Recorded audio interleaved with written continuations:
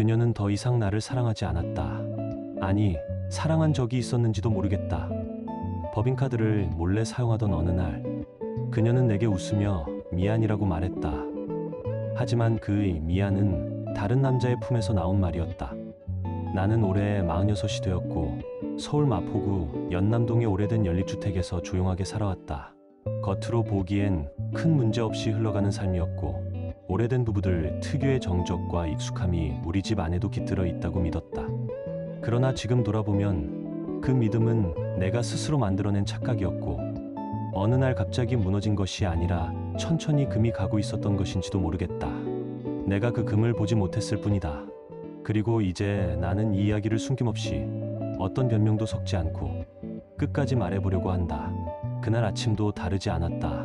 새벽 공기가 아직 차가울 무렵 나는 길어진 습관처럼 침대에서 일어나 세면대 위 조용히 흐르는 물소리를 들으며 하루를 열었다.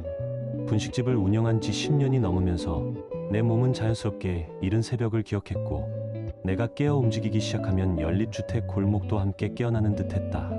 조용한 부엌에 불을 켜면 허연 김이 천천히 퍼지고 그 속에서 나는 아내 서진에게 줄 아침을 준비하곤 했다. 거창한 것은 아니어도 따뜻한 국 한 그릇과 정갈한 반찬 몇 가지면 충분했다. 서진은 내게 존댓말도 과한 애정 표현도 더는 하지 않는 나이지만 나는 여전히 그녀가 식탁에 앉아 숟가락을 드는 모습을 좋아했다. 아침의 피곤함에 눈가가 조금 무거워 보이는 날에도 그녀는 단정했고 그 단정함 속에서 나는 여전히 아내를 지켜주고 싶다는 마음을 느꼈다. 42이 된 그녀는 대기업 홍보팀 과장으로 일했고 잦은 야근과 회의, 촬영 일정에 시달리며 늘 시간에 쫓겼다. 나는 그런 그녀를 위해 아침만큼은 빈틈없이 챙기려고 애썼다. 그날도 마찬가지였다. 욕실에서 물 흐르는 소리가 멈춘 뒤 서진이 침실 문을 열고 나왔고 얼굴엔 피로가 내려앉아 있었다. 말없이 눈 밑을 정리하고 화장을 하는 손길은 빠르고 익숙했다. 나는 말없이 뜨거운 황태국을 식탁에 올리고 그녀 앞에 앉았다. 그녀가 국을 숟가락으로 떠올리는 모습은 평소와 다르지 않았지만 왠지 모를 서두름이 그 아침 공기를 흔들었다. 그때 나는 가볍게 물었다. 오늘 무슨 일 있어요? 그러자 서진은 짧게 숨을 들이쉬며 말했다. 중요한 발표가 있어서 일찍 나가야 해요. 팀장님이 계속 압박을 주니까 이번엔 조금 더 힘을 내야 할 것 같아요. 나는 고개를 끄덕이며 그녀의 어깨에 손을 올렸다. 억지 미소를 지어 보이면서 무리하지 말라고 했고 혹시 감기 기운이 있는 건 아닌지 묻기도 했다. 하지만 그녀는 고맙다는 말과 함께 금방 자리를 털고 일어났다. 그녀의 표정엔 여유가 사라져 있었고 웃음의 모서리는 예전보다 훨씬 날카로워져 있었다. 사실 나는 오래전부터 서진에게 작은 바람이 있었다. 아이를 갖자는 말은 몇 번이나 삼켰고 그녀의 커리어가 중요하다는 것을 알기에 쉽게 꺼내지 못했다. 언젠가 자연스럽게 서로의 속도로 맞춰가면 될 것이라고 스스로를 달래왔다. 그러나 그 아침 그녀가 현관문 앞에서 나에게 가볍게 건넨 입맞춤은 예전과 달랐다. 형식적이고 차가웠다. 그런데도 나는 익숙한 습관처럼 오늘은 일찍 와요라고 말했다. 그녀는 대답 대신 애매한 미소만 남기고 돌아섰다. 그때는 몰랐다. 그 미소가, 그 발걸음이, 그 향기가 이미 나와 다른 곳을 향하고 있었다는 것을, 내가 외면했던 금이 조금 더 깊어지고 있었다는 것을. 그날도 나는 현관문 앞까지 나가 서진을 배웅했다. 등 뒤로 쏟아지는 아침 햇살보다 그녀의 발걸음이 더 차가웠지만 나는 끝까지 웃으며 인사했다. 조심히 다녀와요. 그 말 뒤에 남겨진 집안은 조용했고 나는 익숙하게 하루의 준비를 시작했다. 가게의 문을 열기 전 나는 늘 체크리스트부터 꺼내 살펴보곤 했다. 김밥 재료 주문 확인, 식자재 유통사 연락, 메뉴판 재정리, 그리고 오후에 들어올 아르바이트생의 역할 분배까지. 일은 많았지만 감당 못할 정도는 아니었다. 손님도 꾸준히 있었고 동네 주민들에게 어느 정도 인정을 받았기에 장사는 그럭저럭 나쁘지 않았다. 그렇게라도 살아가면 된다고 생각했다. 아니, 그렇게라도 살아가고 싶었다. 나는 우리가 행복하다고 믿었다. 아이도 없고 여유 있는 삶은 아니었지만 서로를 배려하는 마음은 잊지 않았고 함께 나누는 시간은 여전히 소중하다고 여겼다. 서진이 바쁘고 피곤하고 점점 말수가 줄어드는 걸 알면서도 나는 이해하려 했다. 아니, 이해해야 한다고 스스로에게 타일렀다. 그녀가 얼마나 큰 조직에서 버텨내고 있는지 나는 잘 알고 있었으니까. 그날 아침 가게로 향하던 길에 나는 문득 생각했다. 서진이 좋아하던 초코 케이크가 그 카페에 들어왔다는 게 떠올랐다. 괜히 허기질 저녁에 혼자 사둔 걸 보면 기분이 나아질까 싶었다. 그 조그만 배려가 우리 사이를 유지시켜 줄 거라 나는 여전히 믿고 있었다. 내가 가게 문을 열고 첫 손님을 맞을 준비를 할 무렵 그녀는 지하철에 몸을 실은 채 차창 밖을 바라보고 있었다. 그녀의 눈동자엔 무언가 복잡한 감정이 서려 있었지만 그게 무엇인지는 내가 알지 못했다. 그리고 아마 그녀조차도 정확히는 알지 못했을 것이다. 아니, 어쩌면 이미 알고 있었지만 애써 외면했는지도 모른다. 무너짐은 그렇게 시작된다. 그 시각, 서진이 근무하는 대기업 홍보실의 하루도 빠르게 돌아가고 있었다. 각자의 자리에 앉아 키보드를 두드리는 직원들 사이로 유독 눈에 띄는 신입사원이 있었다. 이번 달 초에 입사한 지혁, 35세. 그는 타사에서 경력을 쌓고 온 과묵한 남자였고 정리된 복장과 과한 말 없는 태도로 인해 사람들의 신뢰를 빠르게 얻었다. 업무에 집중하는 자세도 좋았고 선배들에게 무례한 적도 없었으며 보고서 하나에도 정성이 묻어 있었다. 서진은 그의 직속 선배로 여러 일을 직접 가르쳐야 했다. 처음엔 그저 팀 내 후배 하나 돌보는 정도였다. 질문이 오면 친절히 답했고 점심을 같이 먹으며 회의 스케줄을 조정해 주기도 했다. 그러나 어느 순간부터 지혁은 조금 더 가까이 다가오고 있었다. 야근이 길어진 날이면 말없이 커피를 내려 책상 위에 두거나 늦게까지 남은 서진 옆에서 말없이 문서를 정리했다. 그 태도는 다른 후배들과는 분명히 달랐다. 서진은 처음엔 그저 고맙다고만 생각했다. 기혼자인 자신에게 그런 감정을 품을 리 없다고도 생각했다. 하지만 사람은 무너짐 앞에서 예외가 없었다. 쌓인 피로, 집 안에서의 고요함, 무심한 듯 익숙한 남편의 말투, 그런 모든 틈을 지혁은 부드럽게 파고들었다. 그날은 팀 회식이 있던 날이었다. 모처럼 모두가 웃는 자리였고 서진도 오랜만에 소주 잔을 기울였다. 그리고 회식이 끝나갈 무렵 지혁이 조심스레 말했다. 과장님, 저는 존경합니다. 일도 사람도 참 멋지세요. 그 말은 공손했지만 눈빛은 그러지 않았다. 서진은 그 시선을 알고 있었다. 그리고 모른 척했다. 시간이 지나며 그들은 점점 말이 없어졌다. 대신 눈이 말을 하기 시작했다. 책상 사이로 스치는 손끝, 복사실에서 마주친 눈빛, 엘리베이터 안의 정적. 모든 것이 아무 말 없이 움직였다. 그리고 부산으로의 출장이 결정되었다. 이틀간 새로운 캠페인 런칭을 위한 프레젠테이션. 팀장의 지시로 서진과 지혁이 함께 가기로 되어 있었다. 나는 그 출장을 모르고 있었다. 단지 그녀가 지방 미팅이 있어서 이틀쯤 늦을 것 같아요라고 말했을 뿐이었다. 그 말 한마디, 지금 돌아보면 그건 시작이었다. 서진은 마음 한구석에서 불안히 고개를 들었지만 거절할 명분을 찾지 못한 채 지혁이 건넨 술 한잔 제안을 받아들였고 출장 첫날의 긴장과 피로가 뒤섞인 저녁 공기는 두 사람 사이의 거리마저 흐릿하게 만들었다. 부산의 조용한 술집에서 시작된 대화는 업무 이야기에서 자연스럽게 개인적인 이야기로 흘렀고 평소보다 빠르게 술이 들어가던 그날 서진은 자신도 모르게 마음의 문턱이 낮아지고 있음을 느꼈다. 지혁이 조용히 잔을 내려놓으며 과장님을 보면 심장이 뜁니다. 이런 감정은 처음이에요라고 고백했을 때 그녀는 당황했지만 깊은 곳에서 오래전 사라졌다고 믿었던 떨림이 다시 살아나는 느낌을 떨칠 수 없었고 결국 멈춰야 한다는 생각을 알면서도 그 밤 두 사람은 호텔로 향해 넘지 말아야 할 선을 넘어버렸다. 다음 날 아침 서진은 죄책감과 후회 속에서 눈을 떴지만 이미 돌이킬 수 없는 일이 되어 있었고 서울로 돌아온 뒤에도 관계는 끊어지지 않은 채 더욱 은밀하게 이어졌다. 야근을 핑계로 그들은 모텔에서 만났고 출장 일정이 잡힐 때면 자연스럽게 함께 움직였으며 나는 그런 사실을 전혀 알지 못한 채 그저 아내가 바쁘고 힘들다고 생각하며 이해하려고만 했다. 그러던 어느 목요일 사흘간의 대전 출장을 마친 서진은 지친 얼굴로 현관문을 열고 들어왔고 나는 그녀가 좋아하는 미역국을 끓이며 고생했어요라고 말하고 어깨를 주물러 주었으며 서진은 씻고 오겠다며 욕실로 들어갔다.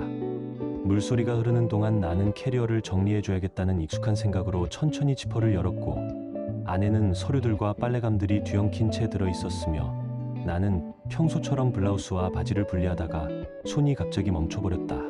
캐리어 한쪽 구석에서 낯선 흰 와이셔츠가 나온 것이다. 브랜드도 사이즈도 내가 아는 어떤 것도 아니었고 나는 착각일 거라며 몇 번이고 들여다봤지만 분명히 내 것이 아니었다. 그리고 그 아래에서 또 다른 물건, 남성용 속옷 한 장이 모습을 드러냄과 동시에 심장이 아래로 꺼지는 듯한 감각이 밀려왔고 손끝은 떨리기 시작했으며 머릿속은 텅 비어버렸다. 왜 이런 것들이 여기 있는 거지? 라는 질문이 수십 번 머리를 스쳤지만 그 어떤 대답도 나오지 않았고 혹시나 출장지 호텔에서 세탁물이 잘못 섞였을 가능성을 생각해봤지만 현실적으로 불가능하다는 것을 너무나 잘 알았다. 이것은 우연이 아니었고 누군가와 함께한 흔적이었으며 그 사실은 내 몸 깊숙이 차가운 무게로 내려앉았다.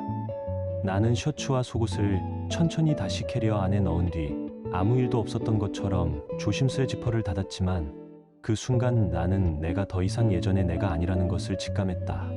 아직 확실한 증거가 없는 상황에서 성급하게 판단해서는 안 된다고 민수는 스스로를 다잡았지만 가슴 깊은 곳에서는 이미 불길한 예감이 뿌리를 내리고 있었다. 욕실에서 나온 서진은 개운한 표정으로 민수에게 다가와 출장 중 정말 힘들었다며 안기려 했지만 민수는 어색하게 몸을 피했고 서진은 이상하다는 듯 민수를 바라보았지만 곧 아무렇지 않은 듯 행동했다.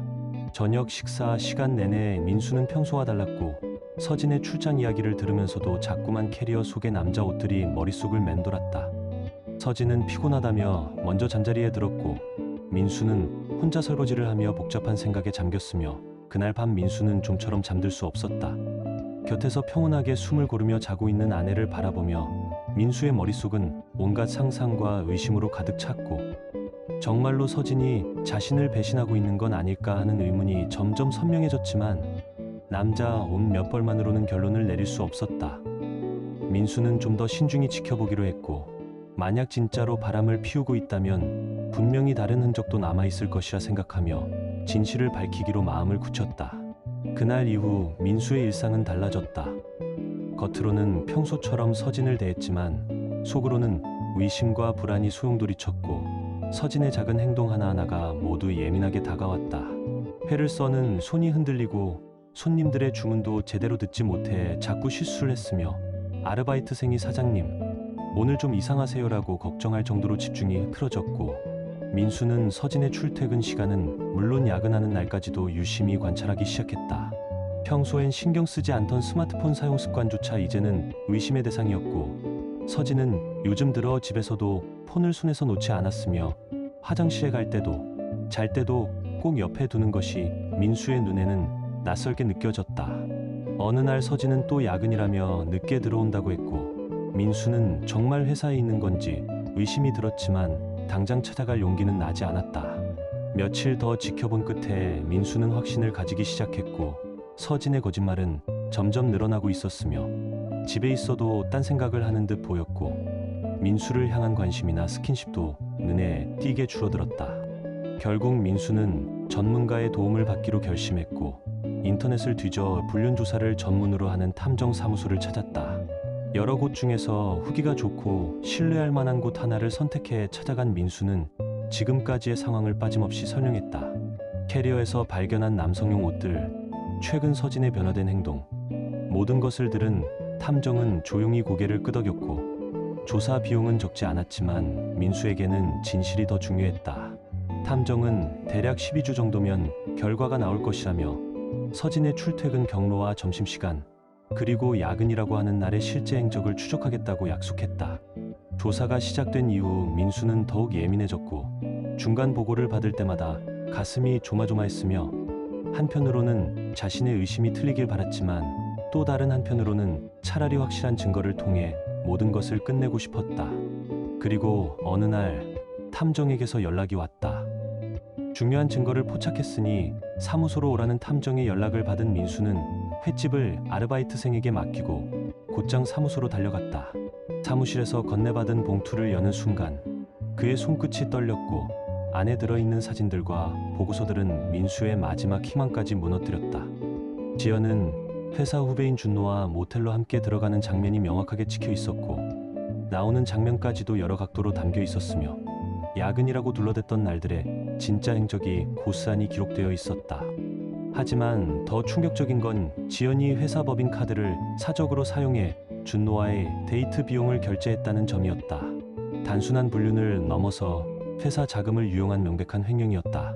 그 자리에 무너져 내릴 듯 주저앉은 민수는 한동안 말을 잇지 못했고 3년간의 결혼 생활, 지연에 대한 사랑과 신뢰는 모래 위에 지은 성처럼 한순간에 무너져 내렸다. 탐정은 조심스럽게 위로의 말을 건넸지만 민수는 아무 말도 들리지 않았다. 그는 증거 자료들을 손에 쥔 채 무거운 발걸음으로 사무소를 나와 한참 동안 거리를 헤맸다. 생각이 정리되지 않은 채 멍한 상태로 걷고 또 걸었다. 분노, 배신감, 절망이 한꺼번에 밀려왔고 이제 더는 부정할 수 없는 진실 앞에 민수는 결단의 시간을 맞이했다. 그날 이후 며칠 동안 민수는 깊은 고민에 빠졌고 머릿속은 복잡했지만 놀랍도록 겉으론 차분했다. 그는 서진 앞에서 전처럼 행동했다. 아침에는 평소처럼 식사를 차려주고 출근할 때는 다정하게 인사했고 서진은 오히려 요즘 민수가 더 다정해졌다고 착각하며 죄책감 속에서도 안도했다. 그런 서진의 모습에 민수는 더욱 냉정해졌고 차갑게 식어갔다. 민수는 인터넷으로 이혼 전문 변호사를 찾기 시작했고 위자료, 재산 분할, 그리고 법적 처벌 가능성까지 하나하나 꼼꼼히 알아보았다. 변호사와의 상담 자리에서 그는 모든 증거를 보여주었고 변호사는 그 자료들만으로도 충분히 승소 가능하다며 특히 법인카드 사용건은 회사에 제보하면 징계 또는 해고까지도 갈 수 있다고 조언했다. 시간이 흘러 어느 날 저녁 민수는 결심을 시행에 옮겼다. 서진이 퇴근 후 샤워를 하러 간 사이 거실 테이블 위에 탐정이 제공한 모든 자료를 펼쳐놓았다. 모텔 출입 사진, 조사 보고서, 카드 내역서까지 순서대로 깔끔히 정리했고 샤워를 마친 서진은 처음에는 테이블 위의 것들을 무심히 지나쳤지만 가까이 다가가 내용을 본 순간 얼굴이 하얗게 질리며 다리에 힘이 풀려 바닥에 주저앉았다. 소파에 앉아 조용히 그녀를 바라보던 민수는 단 한마디, 감정 없는 목소리로 이제 변호사랑 이야기하자라고 말했다. 서진은 그제야 상황의 무게를 실감했고 무릎을 꿇고 민수 앞에서 울부짖으며 잘못했다. 용서해달라고 빌기 시작했다. 다시는 이런 일이 없을 거라고 애원했지만 민수의 눈동자는 이미 얼음처럼 식어 있었다. 하지만 민수의 표정에는 어떤 흔들림도 없었다. 지연은 온갖 변명을 늘어놓았다. 잠깐의 실수였다고, 준노가 먼저 다가왔다고, 민수만을 진심으로 사랑했다고 호소했지만 민수는 이미 그녀의 말이 얼마나 공허한지 알고 있었다. 한 번 깨진 신뢰는 다시 붙이기 어렵다는 것을, 특히 그 신뢰 위에 범죄까지 얹혔다면 더 이상 회복이라는 말조차 무의미하다는 것을 너무나도 잘 알았다. 법인카드를 사적으로 사용한 사실은 단순한 불륜을 넘어서 명백한 범죄였고 민수는 지연에게 그녀가 그토록 중요하게 여겼던 직장까지 잃게 될 것이라고 말했다. 모든 결과는 지연 스스로가 선택한 것이라고, 누구 탓도 아니라고 덧붙였다. 지연은 무릎을 꿇고 울면서 민수에게 매달렸지만 민수의 마음은 이미 굳게 닫혀 있었다. 3년간의 결혼 생활 속에서 함께했던 수많은 추억들이 한순간에 무너졌고 더 이상 그것을 붙잡을 이유는 없었다. 민수는 새롭게 시작해야만 했다. 그날 밤 민수는 지연에게 당분간 친정에 머물라고 말했다. 이혼 절차가 마무리될 때까지 함께 있을 이유는 없다고 덧붙였다. 지연은 마지막까지 매달렸지만 민수는 단호했고 이미 돌아갈 수 없는 강을 건너버린 뒤였다. 다음날 아침 지연은 커다란 여행 가방에 짐을 챙겨 집을 나섰다. 현관문을 나서면서도 몇 번이나 뒤돌아 민수를 바라보았지만 민수는 그 어떤 반응도 보이지 않았다. 창가에 서서 택시를 타고 멀어지는 지연의 뒷모습을 바라보며 민수는 깊은 한숨을 내쉬었다. 그제야 실감이 났다. 3년간의 결혼 생활은 이제 정말 끝났고 지연에 대한 사랑도 완전히 꺼져버렸다. 하지만 민수는 후회하지 않았다. 진실을 직면하는 것이 아무리 고통스러워도 거짓된 일상을 계속 이어가는 것보다는 나았기 때문이다. 지연이 집을 떠난 다음 날 민수는 본격적으로 법적 절차를 시작했다. 이미 상담을 받았던 이혼 전문 변호사를 다시 찾아가 정식으로 사건을 맡겼고 변호사는 민수가 제출한 증거들을 꼼꼼히 검토한 후 승소 가능성이 매우 높다고 확신했다. 불륜의 증거가 명확한 데다 법인카드의 사적 사용까지 입증되어 있었기 때문에 위자료는 물론이고 재산 분할에서도 민수에게 절대적으로 유리한 상황이었다. 변호사는 지연 측에서 어떤 항변을 하더라도 뒤집기 어려운 결정적 증거라고 평가했다. 민수는 위자료, 청구 금액과 재산 분할 비율을 정하며 이혼 소장을 준비했고 아파트 전세금과 각자의 예금, 그리고 민수가 운영하던 횟집까지 모든 재산을 객관적으로 평가하여 분할 기준을 설정했다. 지연의 과실이 명백했기 때문에 민수가 더 많은 몫을 가져갈 수 있을 것이라 예상되었지만 민수에게는 단순히 돈의 문제가 아니었다. 지연과 준노가 저지른 일에 대해 반드시 그에 상응하는 대가를 치르게 하고 싶었다. 특히 법인카드의 사적 사용은 명백한 횡령죄였기에 회사에 정식으로 신고하기로 결심했고 변호사도 이에 대해 강력히 조언했다. 지연이 회사 자금을 이용해 개인적인 데이트 비용을 결제한 기록은 명백했으며 이는 형사적으로도 문제가 될 수 있는 사안이었다. 결국 민수는 지연이 다니는 회사의 인사팀에 직접 연락했다. 처음엔 개인 문제라며 소극적이던 인사 담당자도 증거 자료를 확인한 뒤 태도가 급변했다. 회사 입장에서도 절대 묵과할 수 없는 중대한 사안이라며 즉시 내부 조사를 시작하겠다고 했다. 며칠 후 회사 측으로부터 연락이 왔다. 지연과 준노 모두 징계위원회에 회부되었고 법인카드 사용뿐만 아니라 사내 불륜으로 인한 회사 이미지 실추가 문제되어 중징계가 불가피하다는 통보였다. 그 소식을 들은 민수는 복잡한 감정을 느꼈다. 한편으로는 그들이 마땅한 벌을 받게 되어 통쾌했지만 동시에 3년간 함께한 아내의 인생이 무너지는 모습을 보는 것이 마냥 편하지는 않았다. 그러나 민수는 자신의 결정이 옳았다고 확신했다. 잘못한 사람이 정당한 대가를 받는 것은 당연한 일이었고 이제 그에게는 동정심도 미련도 남아있지 않았다. 오히려 이런 결과를 초래한 것은 전적으로 지연과 준호의 선택이었다. 회사의 징계위원회는 일주일 후에 열렸고 민수가 제출한 명백한 증거들과 내부 조사 결과가 결정적인 역할을 했다. 이 위원회는 두 사람의 변명도 들어보았지만 법인카드의 사적 사용 금액이 생각보다 훨씬 컸고 이는 단순 실수가 아닌 반복적이고 의도적인 횡령으로 판단되었다. 직장 내 불륜까지 겹치면서 회사는 더 이상 그들을 고용할 수 없다고 결론 내렸다. 민수는 변호사와 함께 이혼 소장을 정식으로 법원에 제출했고 지연 측 변호사가 어떤 선처를 호소하더라도 결과는 이미 정해진 것이나 다름없었다. 민수는 자신이 요구한 위자료와 재산 분할을 충분히 받을 수 있다는 확신이 들었다. 그 모든 과정에서 민수는 단 한 번도 지연과 직접 대면하지 않았다. 모든 의사소통은 변호사를 통해 이루어졌고 민수는 더 이상 감정을 소모할 가치조차 느끼지 않았다. 횟집에서 일할 때도 마음 한켠이 묘하게 편안해졌다. 진실을 알기 전까지는 계속 불안과 의심 속에 살았지만 이제는 모든 퍼즐이 맞춰진 듯 했다. 며칠 후 지연의 친정어머니에게서 전화가 걸려왔다. 눈물로 딸을 용서해달라고 했지만 민수는 냉정하게 거절했다. 이미 선을 넘어버린 일이며 책임은 본인에게 있다고 단호하게 말했다. 민수는 이제 진짜 새로운 삶을 시작할 준비가 되었다고 느꼈다.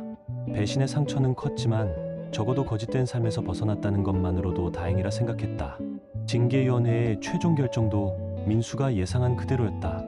지연과 준호는 모두 해고 처분을 받았고 법인카드 횡령과 직장 내 불륜이라는 이중 혐의는 그 어떤 변명도 통하지 않았다. 지연은 해고 통보를 받는 순간 무너져 내렸다.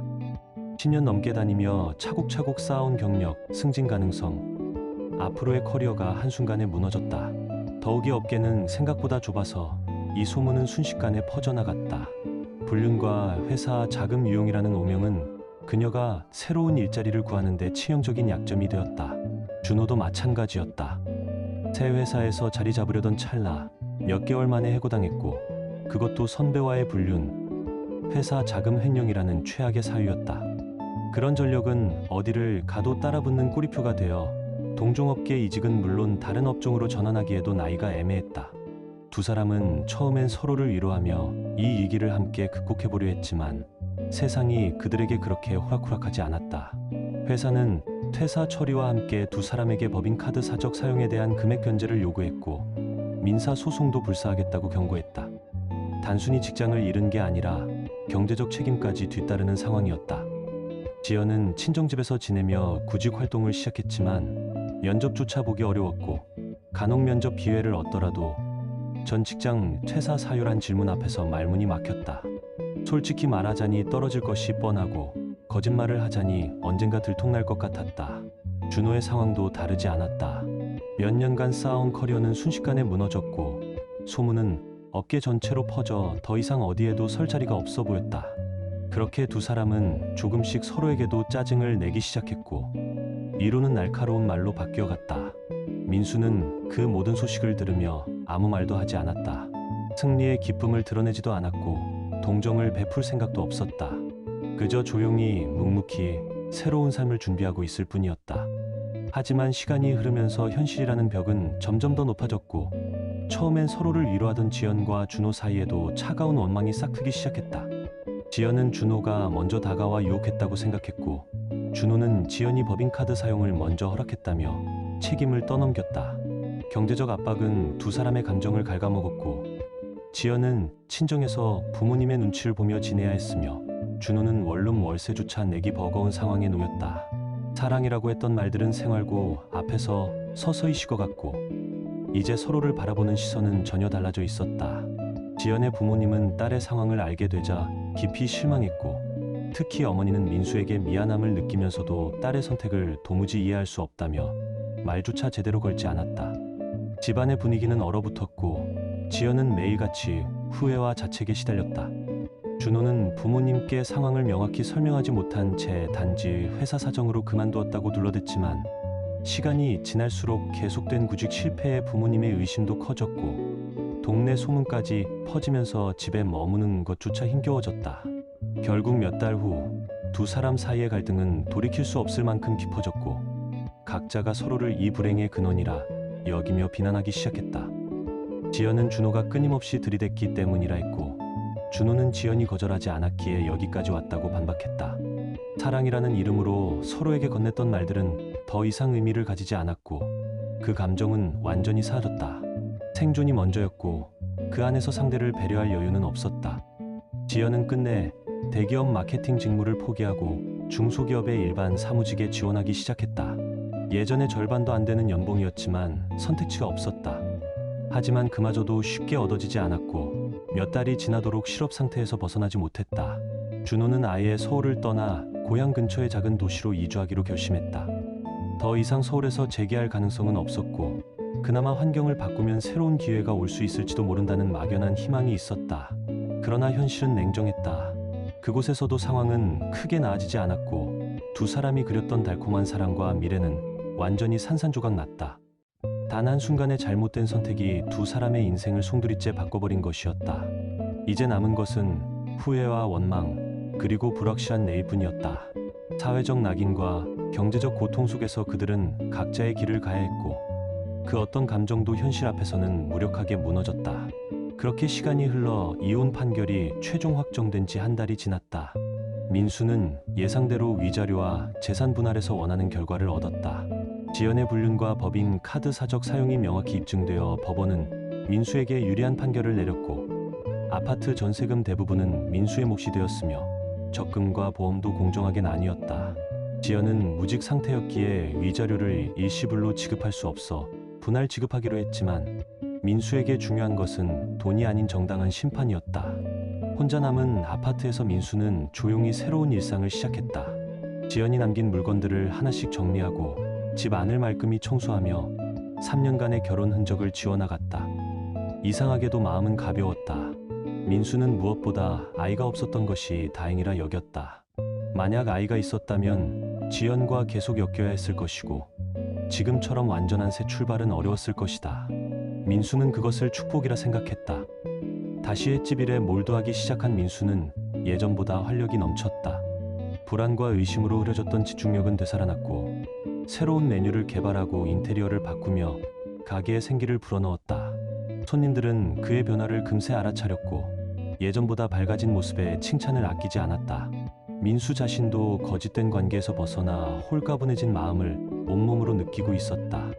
주말이면 홀로 영화를 보거나 등산을 다니고 새로운 취미를 찾기도 하며 자유를 만끽했다.